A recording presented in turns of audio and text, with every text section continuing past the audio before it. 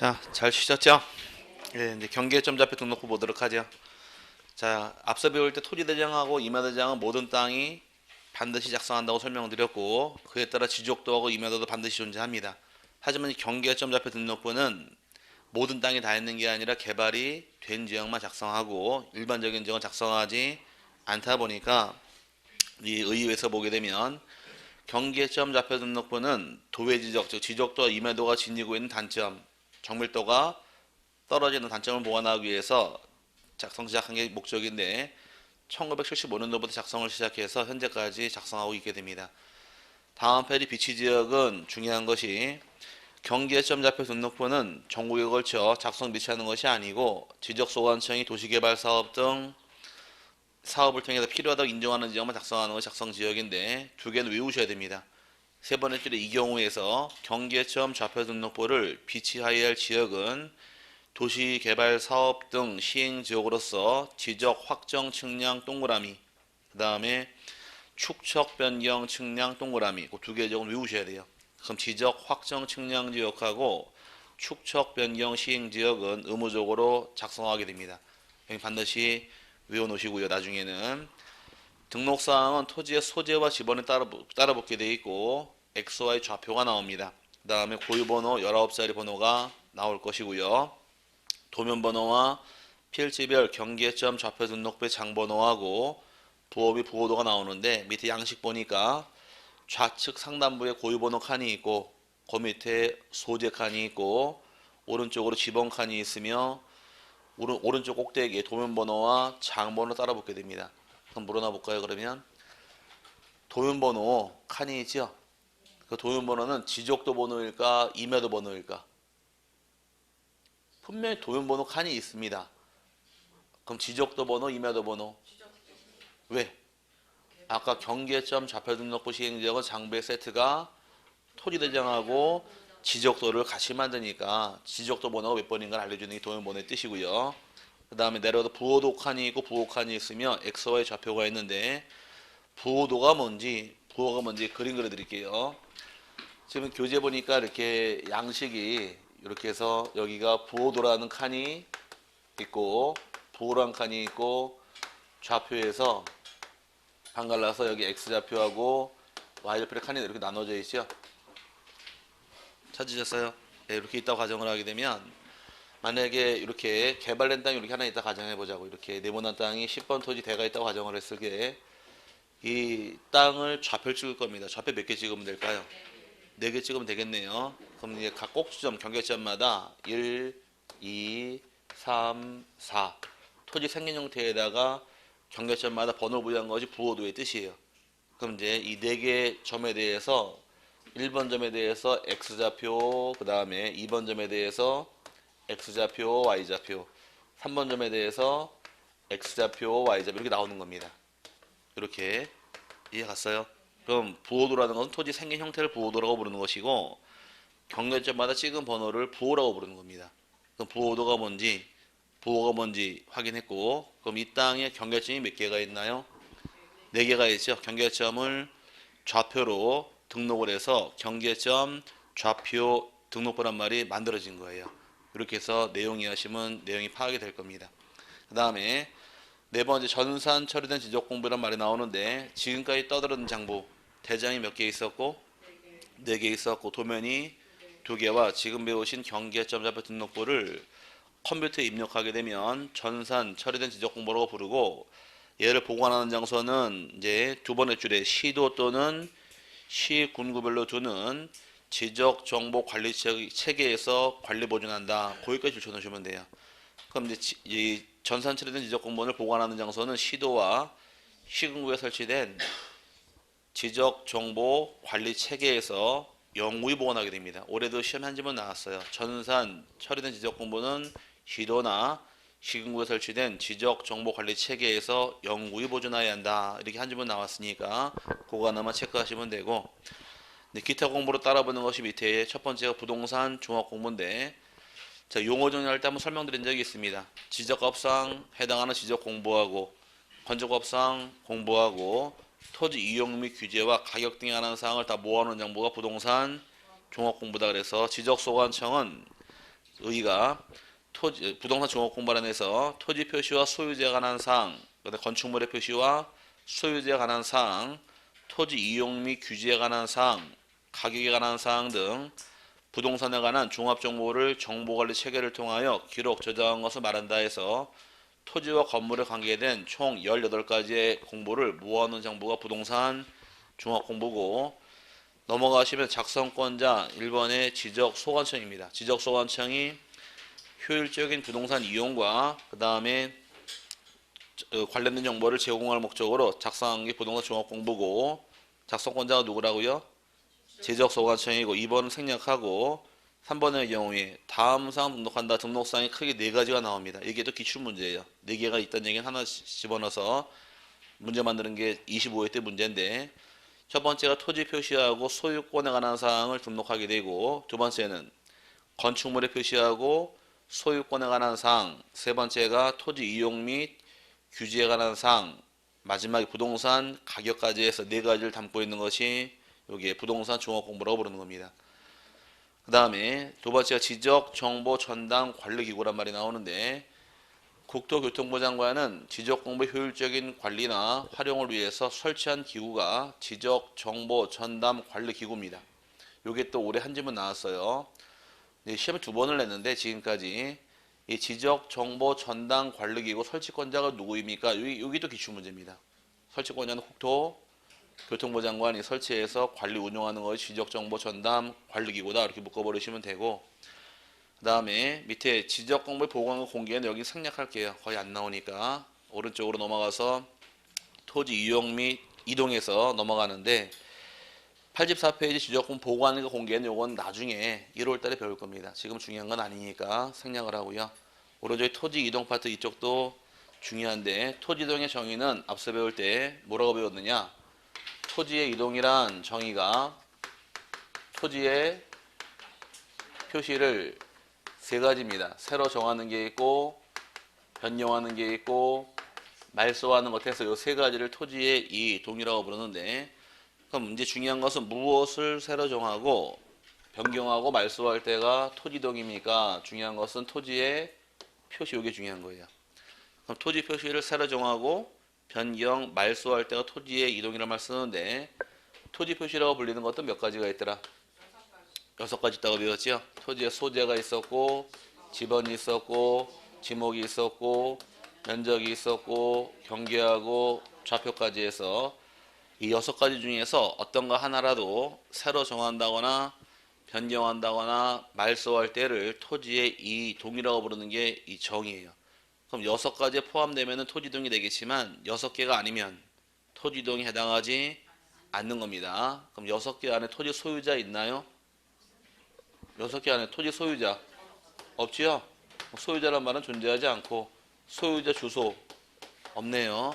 또 공시지가 이런 건 존재하지 않잖아요. 그럼 이런 것들이 바뀌는 건 토지이동이 아니다가 되기 때문에, 이제 토지이동이 아니다의 기준은 뭘 보고 따지느냐? 토지 표시에 해당하느냐 해당하지 않느냐, 이걸 보고 따지는 것이 요게 정입니다. 그래서 일단 토지 표시는 예전에 지난주 첫 주 배울 당시에 토지 표시 6개 외우시라 그랬어요. 처음 오셨죠? 지난주 수업 들으셨어요? 아, 그래서 몰라봤구나. 자리가 바뀌어가지고서. 근데 앞으로 오신 이유는 앞에 하나 좋아하세요? 전 제가 좋은 줄 알았지. 괜히 좋아했네, 자. 어쨌든 간에 사람이 이렇게 오해를 하면 문제가 생기는데, 소재하고 지번하고 지목하고 면적하고 경계하고 좌표, 요건 외우셔야 됩니다. 근데 사람이 오해하다 보니까 결혼도 하더라고요. 네. 저 같은 경우 우리 마누라가 날 좋아하는 줄 알고 오해하고서 열심히 따라다녔더니만 결국은 결혼하던데, 어쨌든 간에 오해가 진실을 낳기도 해요. 자, 어쨌든 간에 6가지만 대상입니다. 그 다음에 종류별로 하나씩 배울 텐데, 밑에 토지 이동해서 지금은 제목 정도 이해하시고 중요한 거 키포인트 되는 것만 이제 한 번씩 들은 경우만 나면 됩니다. 나중에 다 어쨌든 오늘 들은 내용이 하루? 1시간? 한 장 넘기는 동안 다 잊어먹어요. 어떻게 한 장 넘길 때 잊어먹을까? 페이지 넘어가는 순간 잊어먹게 돼 있어요. 이 공연 중개사 공부가 내용의 지식에 날아가는 휘발성이 굉장히 강해요. 배움과 동시에 바로 나가버려요. 희한해. 그래서 귀가 마주보고 있질 않잖아요. 들어오면 나가야 되니까. 그래서 공부할 때 들어서 공부하는 거는 오래 가질 않아요. 그냥 날아가게 돼 있으니까. 근데 눈으로 본 사람은 여기 저장이 되는 겁니다. 나갈 구멍이 없으니까. 그러니까 그 눈으로 많이 보는 사람이 결국은 이기게 돼 있는 거예요. 아, 난 나이가 많아서 공부가 될래나? 제가 공부한 사람 중에서 제가 한번 설명 안 드렸었나요? 81날 드시면 강의한 적 있다고? 제 77세에 만나셔가지고 77, 78, 79, 80일까지 5년을 강의를 했는데 놀라지 마세요. 77세에 오셨습니다. 연세가.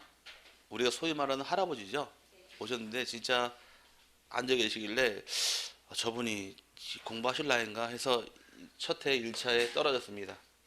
2차에 78세죠. 1차 합격. 79세에 2차 떨어졌어요. 80세가 되죠 이제. 80세에 1차 또 합격. 81살에 2차 불합격. 근데 실력이 없어 떨어지는 게 아니세요. 이게 눈이 침침하고 안 보이니까 문제 푸는 시간이 길어가지고 2차를 자꾸 물 먹는 거예요. 2차 시간 초과로. 그래가지고 제가 상담을 좀 해봤는데 질문하시는 이 깊이나 내용은 기본적인 건 다 알고 계세요. 오래 했으니까 다 알고 들어서 많이 알고 이제 책을 많이 보는 들어서 많이 하시는데 시간이 오래 걸리는 거예요. 들어서 가는 건데 내용은 다 알고 계신데 문제 풀을 때 시간이 많이 걸리는 거예요. 가만히 있어 보자. 1번 문제 이게 많이 걸리다 보니까 나머지가 공법을 다 찍어버리는 거야. 그래서 제가 그래서 이렇게 문제 풀지 마시고 그러면 공법 다 찍어버리면 그냥 과락 나올 거 아니에요. 그럼 30번까지만 보시라고 그랬어요. 10개는 그냥 찍으시고 실력은 좋으시니까 그만큼만 풀어도 합격급 점수 나올 것 같은데 그러니까 중개사법이 쉬워가지고 그냥 넘기면 안 되는데 그러면서 다 푸시더라고. 그러면 시간이 그 초과가 돼가지고서 부족으로 자꾸 떨어지는 거예요. 실력은 굉장히 좋으셔요. 그래서 나중에는 이맘때쯤 가가지고서 공부 왜 하십니까 물어봤어요. 공부하신 이유가 뭐냐고 이렇게 여쭤봤더니 하시는 말씀이 내가 이 나이에 자격증 따가지고서 복덕방 할 것도 아니고 중개업 할 것도 아니고 뭐 어디 취업할 것도 아닌데 내가 따는 이유는 하나밖에 없다. 나는 치매 안 걸리려고 학원에 공부하러 나오는 것 뿐이지 자격증을 딸 목적은 아니다. 그러니까 그 학원의 원장님이 참 고마우신 분이신데 저도 참 존경을 합니다. 근데 이때 학원비를 똑같이 100%다 받을 거 아니에요. 똑같은 입장이니까. 근데 2차에 가서 70% 받았습니다. 안 될 거 뻔하니까. 그래가지고 일 되셨단 말이에요. 2차 오시는데 이때는 받을 학원비 50% 받았어요. 그 다음에 마지막에 30%만 받고 일반에 100만 원이면 30만 원 받아. 1년 학원비를. 왜냐? 벌이가 없으시잖아요. 연금 받는 거 외에는 없으신데 학원비를 1년에 뭐 몇백만 원 내고 다닐 수 있는 상황이 아니니까 그냥 와서 집기 사용하고 전기 쓰고 이거 화장실 쓰는 그 요금으로 1년에 해서 30만 원 받아가지고 다니시는 거예요. 근데 이분이 정말 고마운 분이신데 전직 경찰이시거든요. 지금은 살아계시면 좋은데 어쨌든 이분이 군기반장이었습니다. 이 학원에 딱 두 번째 앉으세요. 앉아있다가 전화벨 울리면은 딱 쳐다보고 있다가 쉬는 시간에 너 일로 와 일로 와 일로 와 하시고서 끌 거야 길 거야 그래서 하고 수업 시간 쓸데없이 막 그러면은 너 일로 와 일로 와 그래서 떠들고 막 그러면 막 야단치고 그러다 보니까 학원 전체가 함부로 못해요. 딱 두 번째 계신 분이 누가 뒤에서 시끄러 떠들고 있다 그러면 너 일로 와 왜 떠들어 조용히 하지 그래야지 공기반장이 계셔가지고서 강의를 참 편하게 하셨는데 그리고 제가 5년 강의하고 싹 빠지면서 연락이 끊어졌는데 어쨌든 이런 분들 계시니까 나이가 많아서 못한다는 거는 핑계인 것 같고 하기 나름인 거예요. 근데 제가 볼 땐 참 안쓰러워요. 그래서 오죽게 쓰면 40문제 중 30번까지 푸시고 10문제는 그냥 4번 다 찍으세요. 이렇게 상담을 해드려도 그게 안 되더라고요. 이거 내가 30개 풀어서 60 안 나오면 떨어지지 않느냐. 다 풀어야 되냐. 이걸 못 풀어서 뒤에 다 못 풀고 찍으나. 그다음 10개 못 풀고 찍으나. 이게 낫지 않아요? 과락은 넘어가니까 일단. 아닌가? 한 과목 몽창 찍어서 과락 나오는 것보다는 30까지 풀면은 그나마 과락은 안 나올 거 아니에요. 그 60만 넘어가면 되니까 시간 안배해서 몇 개 더 풀면 되는 거니까 그렇게 하시라 그래도 그게 안 되더라고. 결국은 좀 안쓰러운 일이 벌어졌는데 어쨌든 간에 이런 분도 하시니까 우리가 못할 건 없다라는 얘기예요. 올해 한 90 되셨어요? 아니죠? 열심히 하세요. 자, 먼저 나온 게 신규 등록인데, 신규 등록이라는 것은 정의가 새롭게 조성이 된 토지나 지적공부에 등록되지 아니한 토지를 처음 등록하는 것을 신규 등록권입니다. 그럼 아기가 처음 태어나게 되면 부모가 해주는 것이 출생신고 해주죠. 그와 같은 개념으로 대장을 처음 만들게 된 것이 신규 등록이다 보니까 대상 토지는 의회에서 끄집어내게 되면 토지를 새롭게 조성했다거나 또는 등록이 누락이 된 것이 있더라. 학교를 배울 당시에 토지는 증가하지 않는 성들이 있습니다. 하지만 증가하는 경우도 예외로 발생이 돼요. 서산에 가시면 현대 아산농장 정정시가 거기 매립해버렸죠. 바다를. 간척지가 발생하게 되면 새로 조성한 토지가 될 것이고, 그럼 이제 공유 쓰면 매립시 같은 경우 대상이 되는 겁니다. 그 다음에 누락이 된 건 현재까지는 없습니다. 근데 섬 같은 경우가 누락이 된 게 있을 경우에 등록할 토지를 인정을 하는데, 현재 우리나라는 서해안하고 남해안 쪽에 조그만 섬들이 많아서 남해안을 특히 뭐라고 부르느냐, 다도해라고 해요. 다도해. 섬이 많은 바다라 다도해 해상 국립공원이 있는데, 그 다도해라는 얘기는 섬이 많다는 얘기인데, 우리 영해에 있던 조그만 바위섬들, 무인도잖아요. 이런 섬들은 우리 영해에 있다 보니 등록 안 했습니다. 굳이 조금 바위섬들도. 근데 요게 이제 한 3년 전쯤에 우리나라의 모든 바위섬 바다 위에 올라와 있으면 등록을 다 해버려요. 섬이 중요하게 이제 대두가 되다 보니까 육지 자원은 고갈이 되고, 근데 바다 자원을 먼저 점령하기 위해서 난리가 났죠 지금. 먼저 치고 들어간 게 누군가요? 일본 애들이잖아요. 일본 애들. 일본 애들이 먼저 선점해 가지고서 지금 중국하고 치고받고 싸우는 섬이 있죠. 다오이다오. 중국말로 조오도. 그 섬이 어디에 더 가깝나요? 중국이 가깝나요? 일본이 가깝나요? 중국이 훨씬 가까워요. 이 죽일 일들 너무 욕하면 안 되니까. 이렇게 우리나라에 있으면 여기 일본이 있는데 다오이다 섬이 여기 있는 거예요.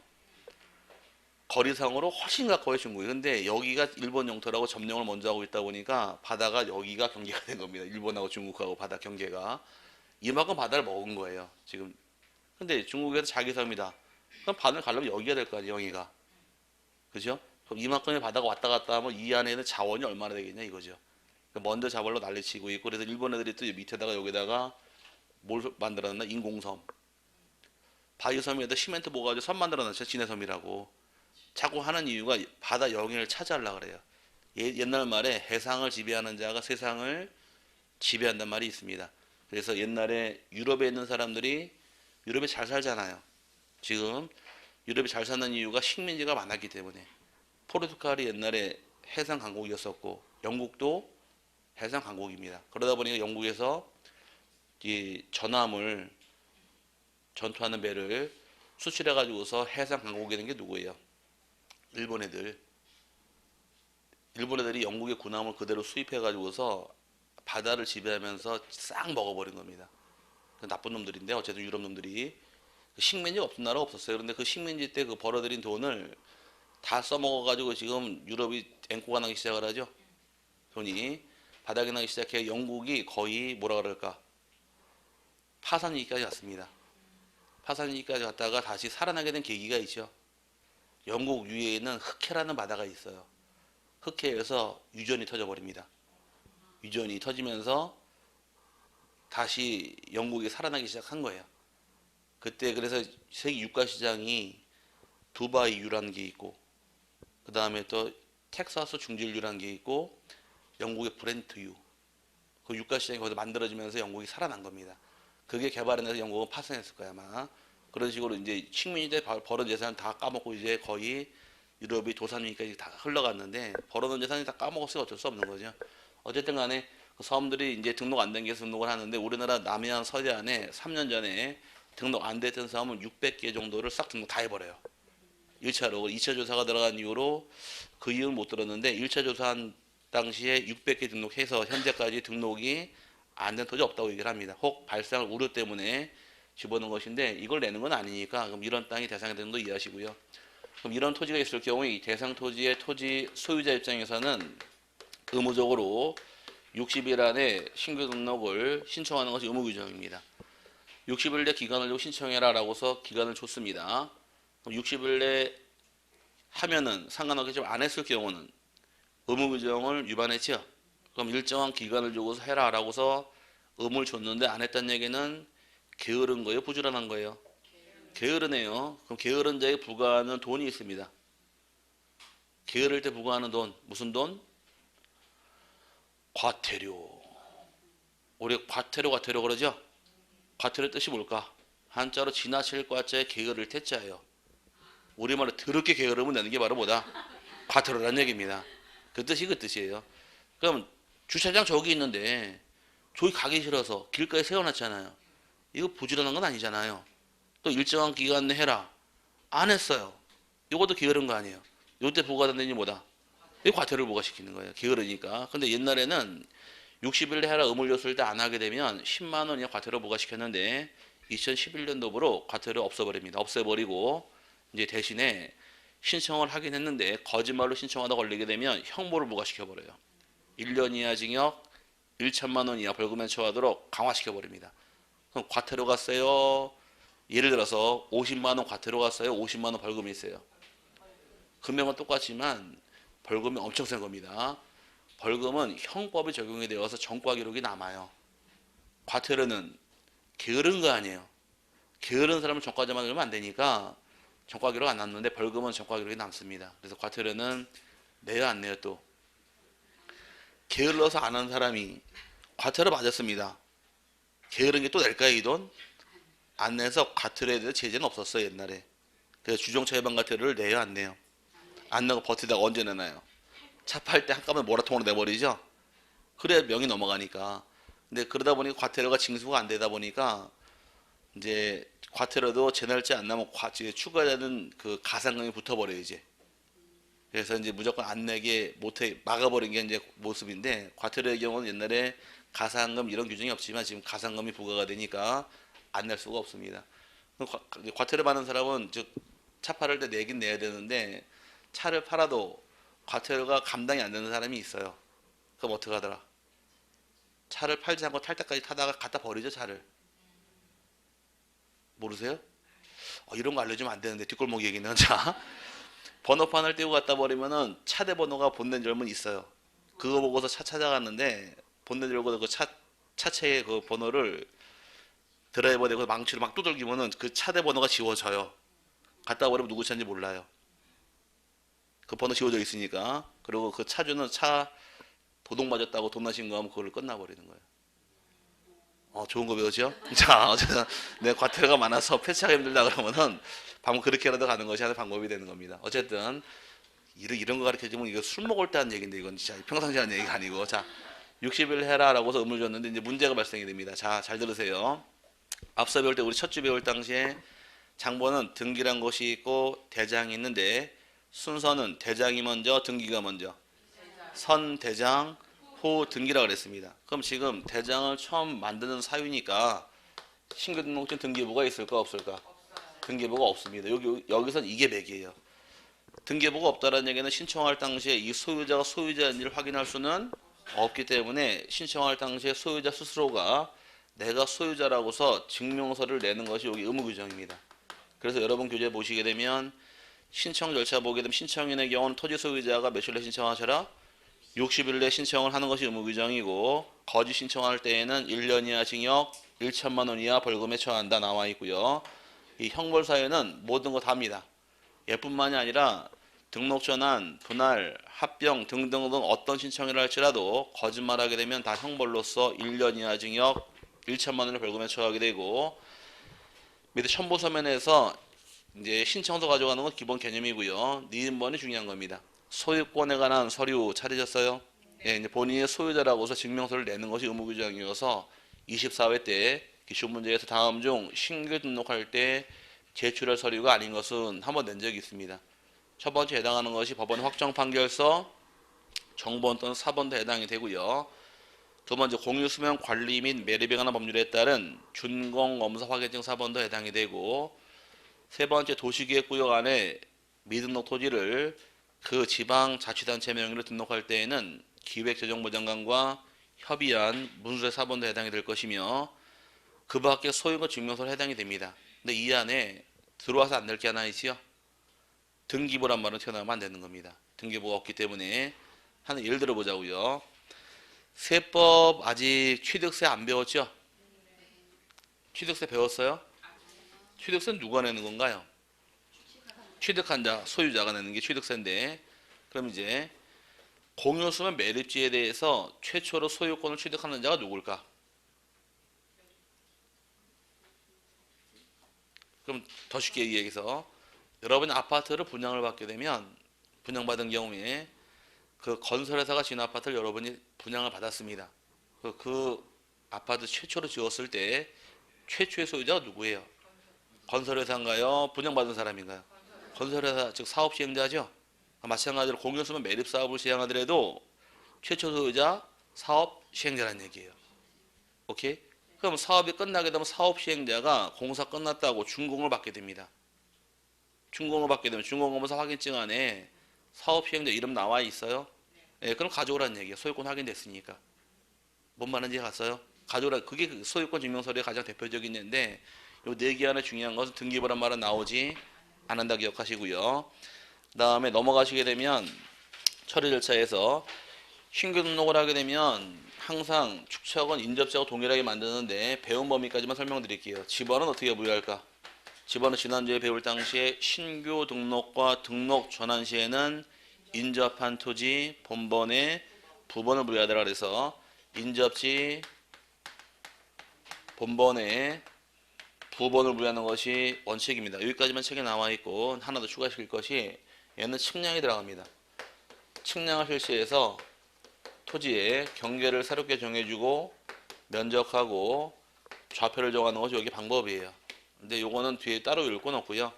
여기서 중요한 것은 맥이 되는 것은 등기부가 있다 없다. 없다. 요게 맥입니다. 요거 가지고 문제를 출제하다 보니까 요거 나중에 반드시 세분할 부분 요거예요. 여기서 맥은 요게 맥이 되고요. 두 번째 나온 것이 이제 등록 전환이 나오는데 등록 전환은 조금 어렵습니다. 여기가 등록 전환이란 정의가 임야대장, 임야도에 등록한 토지를 토지대장이랑 지적도로 옮겨 등록하는 것을 말한다 해서 장부가 통째로 바뀌는 것인데 어디에서 어디로 바뀌었대요? 임야대장, 임야도에서 토지대장, 지적도로 가는 경우를 등록 전환 그럽니다. 등록 전환은 참 중요한 것이 그 밑에 등록 전환 대상 토지가 두 개가 나온 게 있을 겁니다.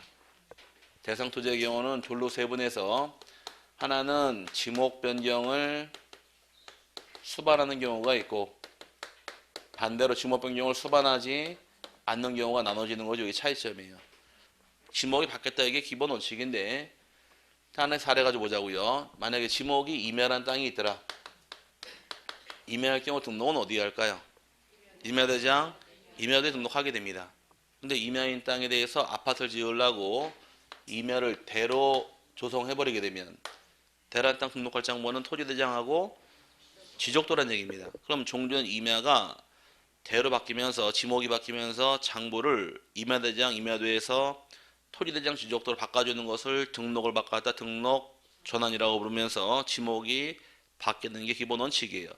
그러다 보니까 따라붙은 말이 산지관리법이나 또는 건축법 등 관계법령을 통해서 토지의 형질 변경이 생겼다거나 또는 건축물의 사용 검사 등을 통해서 토지 용도가 변경이 생기는 것을 원칙으로 합니다. 이 말 뜻이 바로 이거예요. 지목이 임야에서 어디로 갔다 대로 간다를 기하시는데 형질 변경 이 말 참 많이 써먹을 겁니다. 형질 변경이란 말이 뭘까? 형질 변경이라는 얘기는 자 여기서 여기까지 이런 지형이 있어요. 이런 땅에다가 아파트를 지을 겁니다. 그럼 집을 지으려고 그러면 먼저 어떻게 해야 돼요? 평탄 작업해야 되지 않아요? 그럼 이럴 때를 평탄하게 작업을 할 겁니다 아마. 그럴 경우 이쪽에 있는 땅은 어떻게 해야 돼요?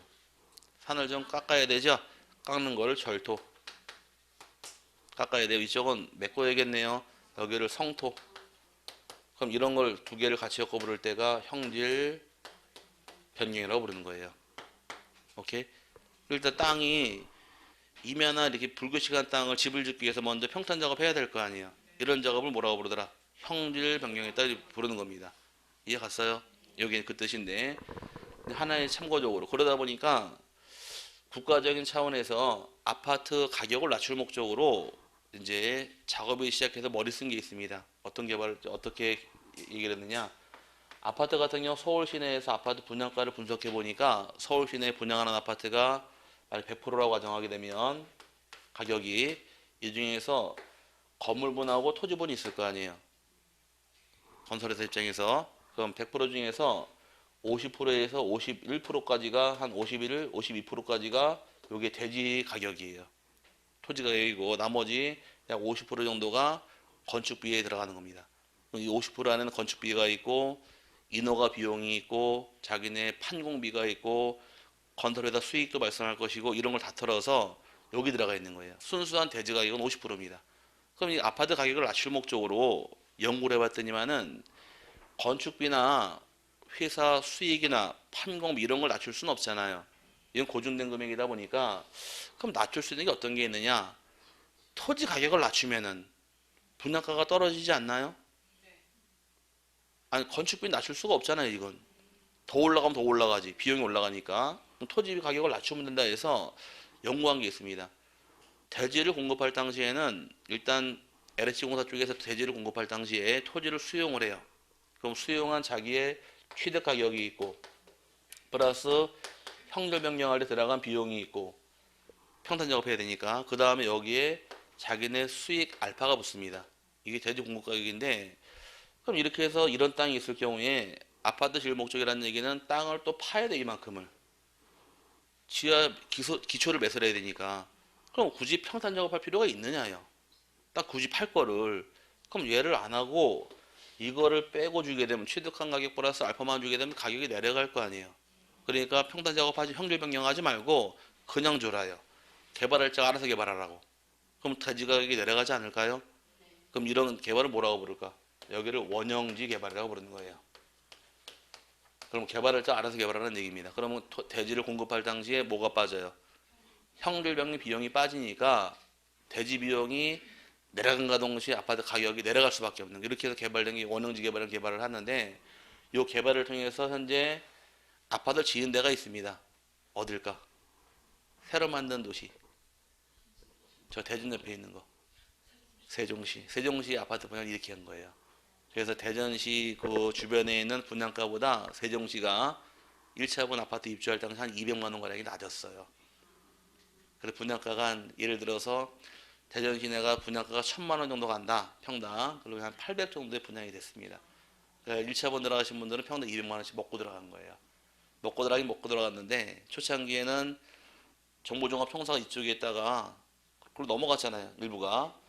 넘어가는 서울에서 출퇴근을 해요. 근데 맨 처음 출퇴근을 했는데 다름이 그 일이지 쉬운 건 아니잖아요. 그러니까 거기서 방을 원룸하고 생활하는데 저도 처음에 개발을 할 당시에 가보니까 출퇴근을 해서 잠잘 때가 원룸밖에 없고 밤에 뭐 할까요? 시커먼데. 맞아. 술 한잔 먹는데 술 먹을 때가 통닭집밖에 없어요. 통닭집 서너 개 오픈한 거 거기밖에 없어요. 그래서 거기서 바글바글바글해요. 다 공무원들이야. 그래가지고서 밤마다 모여가지고 이게 닭 먹으면서 이렇게 맥주 먹던데 물어봤습니다. 그러니까 밤에 저녁 때 7시 넘어가면은 예약을 받는데요. 닭집을 예약을 하는데 몇 시에 간다고. 왜? 사람이 너무 많으니까 예약 안 하면 들어가서 기다려야 되는데 닭 먹을. 근데 닭 먹고 술 먹으면 이게 오래 안 가죠. 오래 앉아 있잖아요. 그러니까 그런 이제 불편함이 있다가 이제 많이 상가가 들어서서 지금은 이쪽이 대전 쪽에서 중개업 하시는 분들은 돈을 여기서 많이 벌더라고요. 지방이다 보니까 분양권 전매가 좀 많이 수월해요. 수도권보다. 그래서 그 돈들을 많이 벌고 대전에서 강의할 때 합격하신 분들 대부분 일로 다 들어가 버립니다. 일로 들어가서 중개업을 많이 배우시고 하시는데 하여튼 이런 신도시 가시면 좋은 건 있어요. 움직이면 크게 움직여요. 이런 게 좋고 이제 중개업 하실 때 아파트 단지에 들어가서 하는 거는 쉬운 건 아니에요. 이미 자리 잡고 있는 걸 움직이는 게 쉬운 건 아니니까 장단점은 있습니다. 이런 데는 무서워요. 선수들이 오니까 초짜가 하면 많이 당해요. 그러니까 좀 경력 산 다음에 딱 가서 입주할 때까지 딱 하고 딱 빠지는 거예요. 입주가 딱 끝나면은 통상 전세주 물건은 2년 지난 물건 매물 나올 거 아니에요. 그때까지는 매물이 없다는 얘기야. 그러니까 입주할 당시까지 딱 해먹 싹 빠지는 거예요.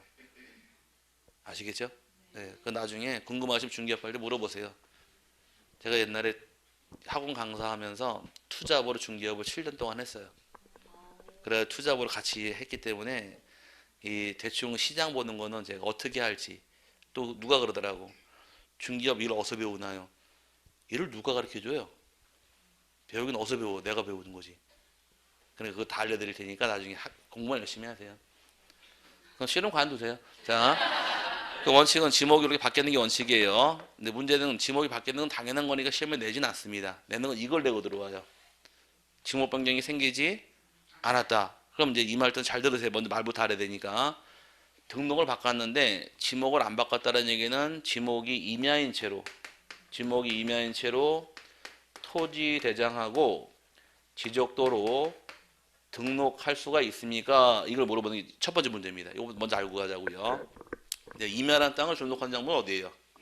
임야대장, 임야도가 되겠죠? 그럼 임야가 아닌 땅을 등록하는 장소는 토지대장하고 지적도로 나눠져 있는데 쉽게 이해해서 그럴 경우에 그럼 임야는 임야대장, 임야가 아니면 토지대장인데 바꿔갈 수 있느냐요? 임야가 아닌 땅을 임야대장 등록할 수 있느냐? 아니면 임야를 토지대장 등록할 수 있느냐? 이걸 물어보는 겁니다. 바꿔갈 수 있을까 없어? 그냥 우리끼리 뭐 틀리면 어떡하고 맞으면 어때? 하나, 둘, 셋.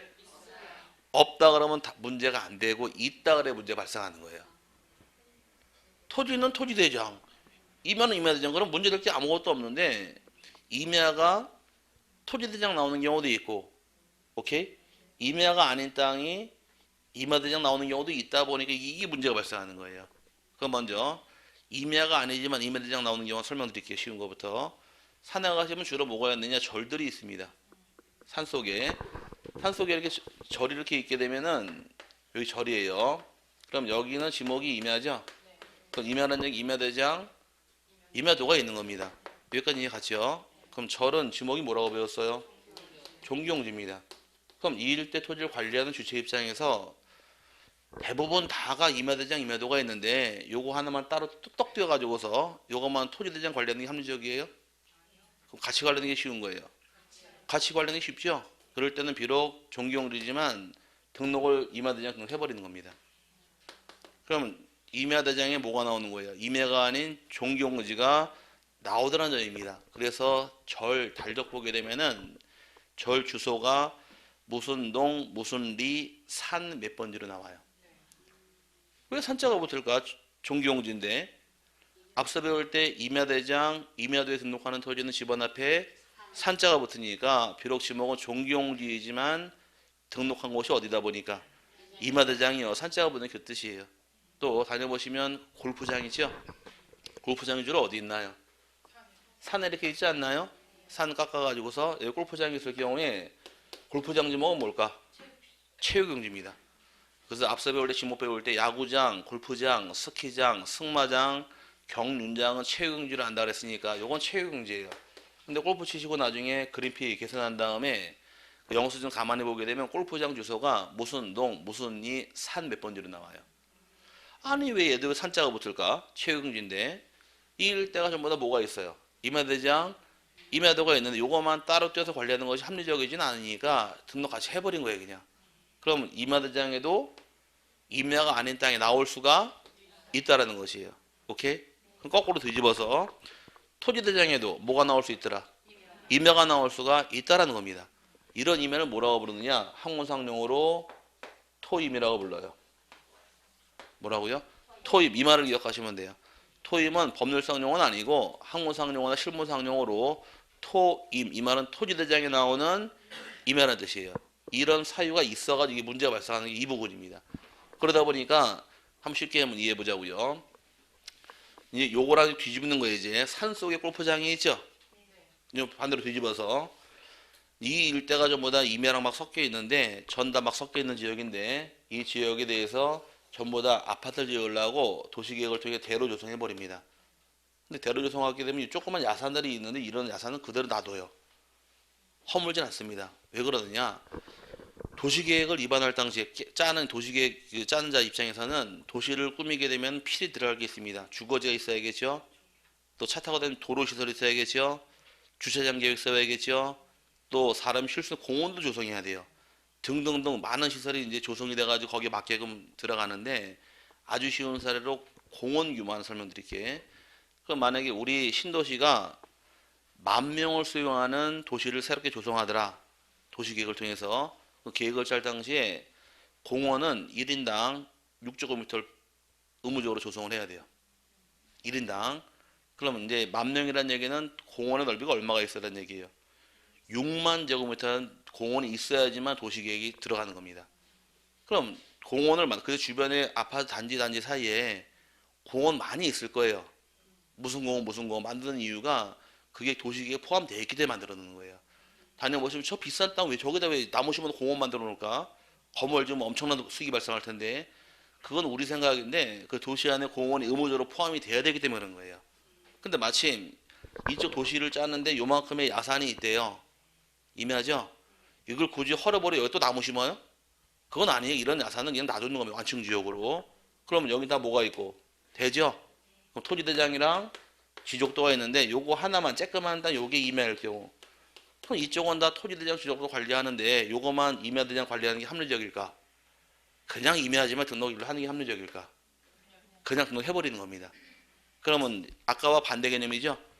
임야안에 조그만 절을 따로 등록하지 않고 등록 같이 하듯이 토지대장 등록한 토지 안에 조그만 임야가 있는 경우는 등록 같이 해버리는 거예요. 그냥 관리 같이 하려고. 이런 경우를 뭐라고 부른다? 토임이라고 불러요. 이해 갔어요? 나중에 중개업 하시다가 매물이 나옵니다. 매물이 나서 조그만 야산이 매물로 나와 있는 경우에 그럼 딱 이 산 좀 팔아주세요 그랬더니 중개업자가 임야대장에 토지대장 떼봐야 될 거 아니에요. 그럼 집원이 뭔가에 물어봤더니 그 산주인 하는 말이 제가 가진 임야는 화곡동 50번입니다 이렇게 얘기를 해요. 응? 화곡동 50번지 혹시 산 50번지는 아니고요? 아니 50번지래요. 산자가 붙는 게 당연한 거 아닌가 물어봤더니 땅 주인 하는 말이 제 임야는 토임입니다 이렇게 얘기를 해요. 토임의 뜻은 토지대장에 나오는 임야. 그럼 토지대장은 산자가 붙어야 안 붙어요? 안 붙으니까 지목은 임야지만 산자가 안 붙는 지번도 발생할 수가 있다라는 것이 바로 그 뜻이에요. 그래서 여기서 문제가 발생하는 거지 지목이 바뀌는 건 당연한 결과다. 이거 시험에 내는 게 아니란 얘기입니다. 뭔 말인지 갔어요? 그럼 지목이 안 바뀌고 임야가 토지대장 나오는 경우가 세 가지가 있어도 여기에 시험에 달고 나오는 규정이에요. 첫 번째 보기도 나와 있는 규정이 대부분의 토지가 등록전환되어서 나머지 토지를 계속해서 임야도에 존치하는 것이 불합리한 경우. 이게 바로 뭐냐? 금방 설명드린 것이 이 전체가 다 대로 바뀌는데 요 조그만 야산이 하나 있더라. 이거 굳이 따로 등록할 필요는 없으니까 등록 같이 해버리는 겁니다. 요 말 뜻 이해 갔어요? 예. 두 번째가 나오는 것이 이제 임야도에 등록된 토지가 있는데 이 토지가 사실상 형질 변경은 생겼습니다. 형질 변경이 생겼지만 지목을 변경할 수 없는 경우도 지목을 변경하지 않은 채로 가능하다. 두 번째 사유인데 여기에 해당하는 사례가 어떤 게 있느냐?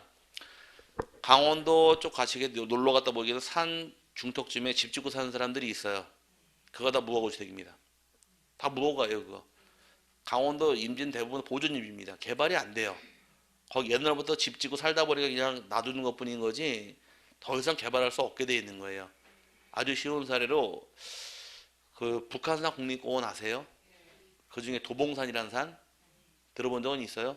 네, 그 도봉산에 가시면은 이렇게 쭉 올라가다 보면은 산 한 5분 10분 정도 올라가다 보면 오른쪽에 어몽길 생가라는 데가 있어요. 우리나라 산악인 중에서 유명한 사람이 어몽길 씨란 분이 계시죠? 그분이 태어난 생가터가 북한산 국립공원 안에 있습니다. 옛날에 6.25 전쟁 치르고 난 뒤에 우리 대한민국 국민들이 돈이 있는 사람 민가에 집을 지고 살았지만 돈이 없는 사람들은 집 지을 돈이 땅 사고 집 지을 돈이 없으니까 국유리만에 들어가 집 지고 살았어요 그냥. 그래서 거기 집 지고 살아서 거기 태어나서 생가터가 있어요 지금도.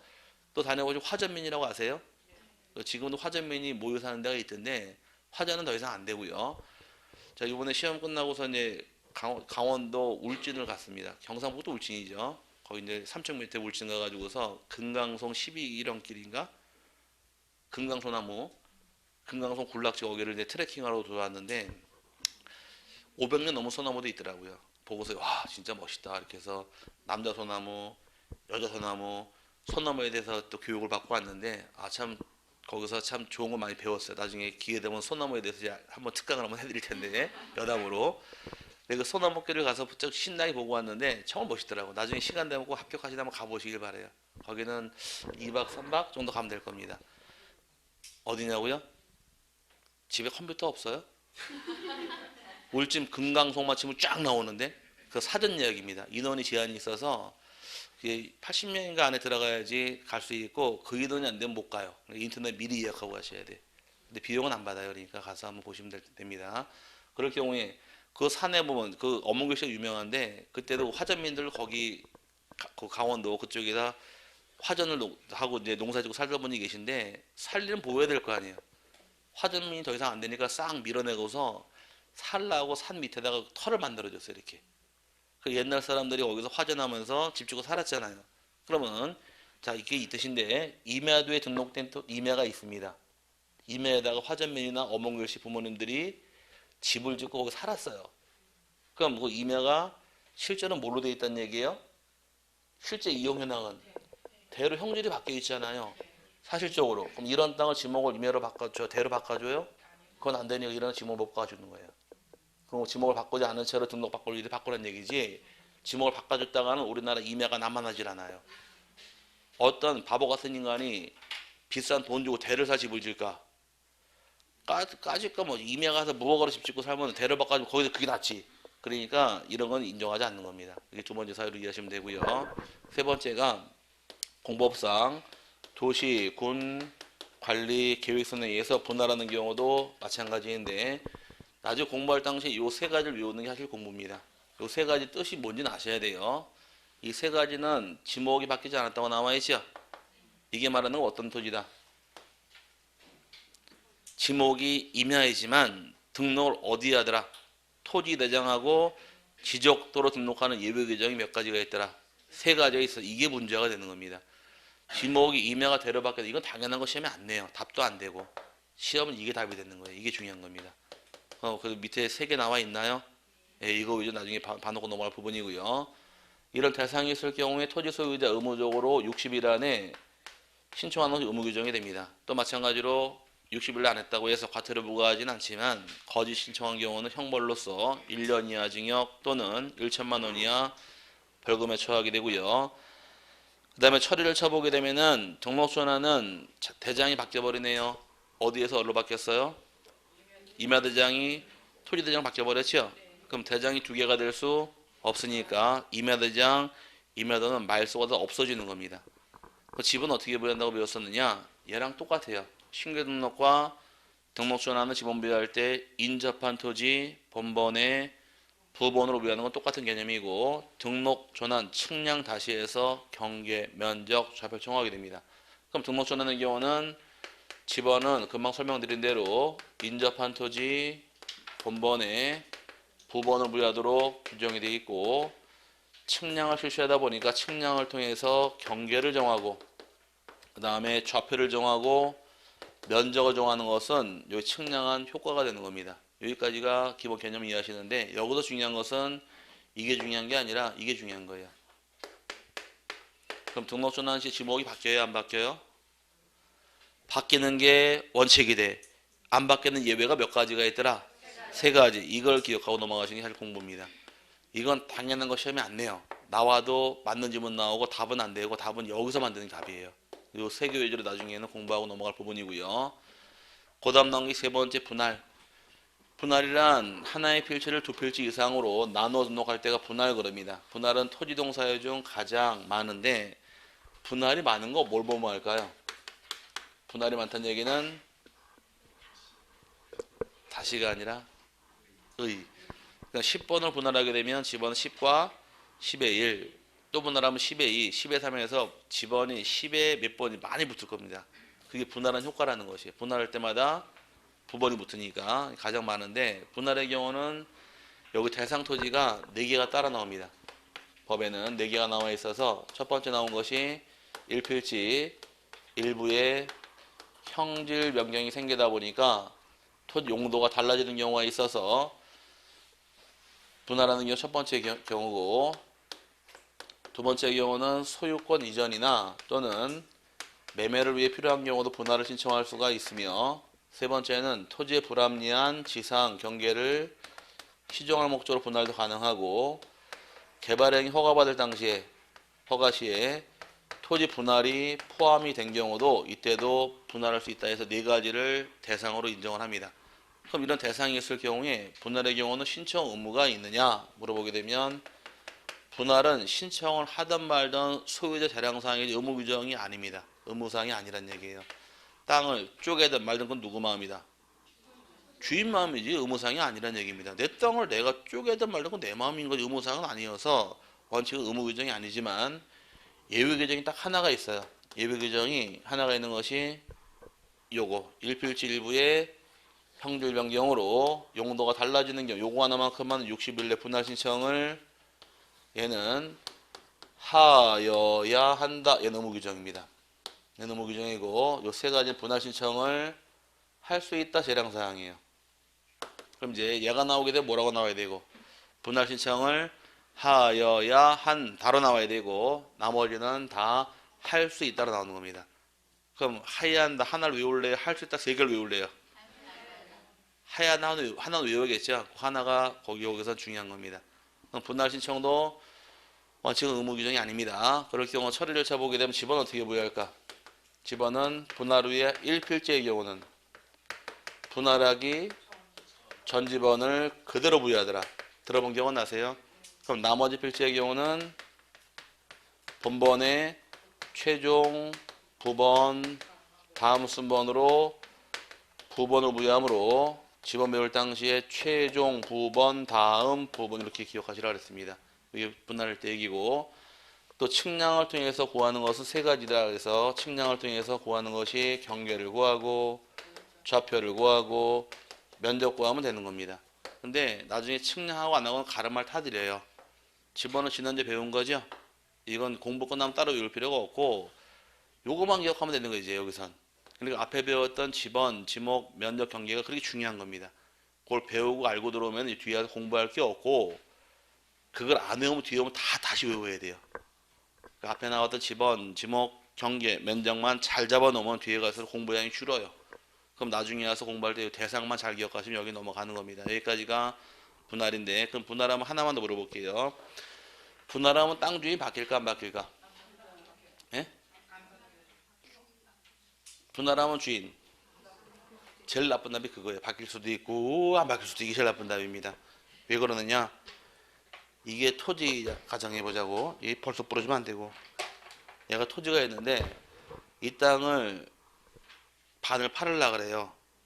오케이? 그럼 분할을 해야 될 거 아니에요. 땅을 분할했습니다.